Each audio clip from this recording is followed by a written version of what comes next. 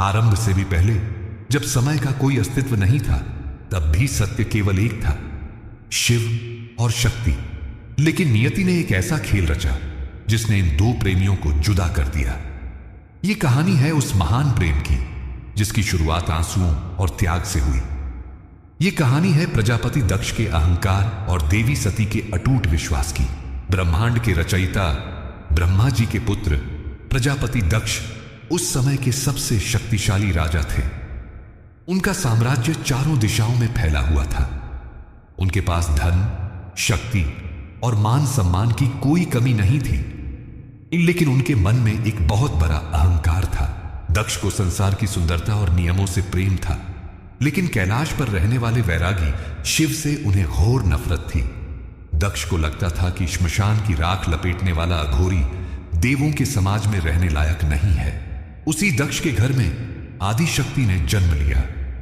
नाम रखा गया सती। सती बचपन से ही बाकी बच्चों से अलग थी। जब अन्य बच्चे खेल रहे होते, सती एकांत में बैठकर आकाश की ओर देखती रहती थी। जैसे जैसे सती बड़ी हो रही थी, उनके मन में शिव के लिए एक अजीब सा खिंचाव था। उन्हें नहीं पता था कि वो कौन है, लेकिन जब भी कोई शिव का नाम लेता, उनका मन शांत हो जाता था। महलों की सुख सुविधाओं में सती का मन नहीं लगता था। उनका मन तो कैलाश के उन बर्फीले पहाड़ों पर अटक गया था जहां महादेव ध्यान में लीन थे। एक दिन प्रजापति दक्ष ने सती को शिव की कथा सुनते हुए देख लिया। उनका गुस्सा 7वें आसमान पर पहुंच गया।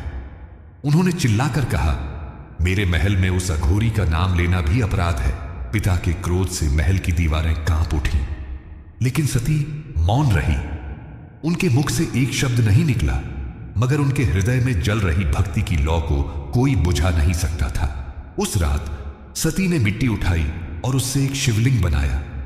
उन्होंने बेलपत्र तोड़ा और पूरी श्रद्धा से उस शिवलिंग पर अर्पित कर दिया। यह उनका शिव से जुड़ा पहला संपर्क था। तभी वहां दक्ष आ पहुंचे। अपनी पुत्री को शिव की पूजा करते देख उन्होंने आव देखा न ताव और पैर से मारकर उस शिवलिंग को तोड़ दिया। सती की आंखों से आंसू बह निकले। उन्होंने टूटे हुए शिवलिंग की मिट्टी को अपने हाथों में समेटा। दक्ष ने कहा, इस अघोरी से दूर रहो सती, वरना इसका परिणाम बहुत बुरा होगा। समय बीतता गया। सती अब बरी हो चुकी थी। पिता की नफरत ने उनकी भक्ति को और गहरा कर दिया था। अब वो छुपकर नहीं, बल्कि खुलेआम शिव की आराधना करना चाहती थी। एक दिन देवर्षि नारद दक्ष के महल में पधारे। नारद जी तो सब जानते थे। उन्होंने बातों ही बातों में सती के भविष्य की चर्चा शुरू कर दी। नारद जी ने भविष्यवाणी की कि सती का विवाह किसी साधारण राजकुमार से नहीं, बल्कि उस योगी से होगा जो त्रिलोक का स्वामी है। दक्ष समझ गए कि नारद का इशारा शिव की ओर है।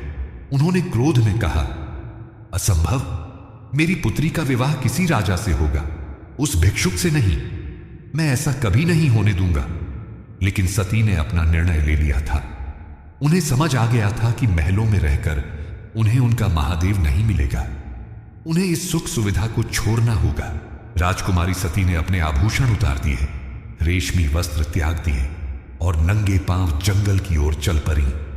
रास्ता आसान नहीं था। कांटों ने उनके पैरों को घायल कर दिया। नुकीले पत्थरों ने उन्हें चोट पहुंचाई, लेकिन शिव को पाने की धुन में उन्हें पीड़ा का अनुभव ही नहीं हो रहा था। घनघोर जंगल में पहुंचकर सती ने कठोर तपस्या शुरू कर दी। न भूख की चिंता, न प्यास की। उनका लक्ष्य केवल एक था, महादेव का दर्शन। उधर कैलाश पर समाधि में लीन महादेव ने कुछ महसूस किया। आदि शक्ति की पुकार उन तक पहुंच रही थी। प्रकृति में हलचल होने लगी थी।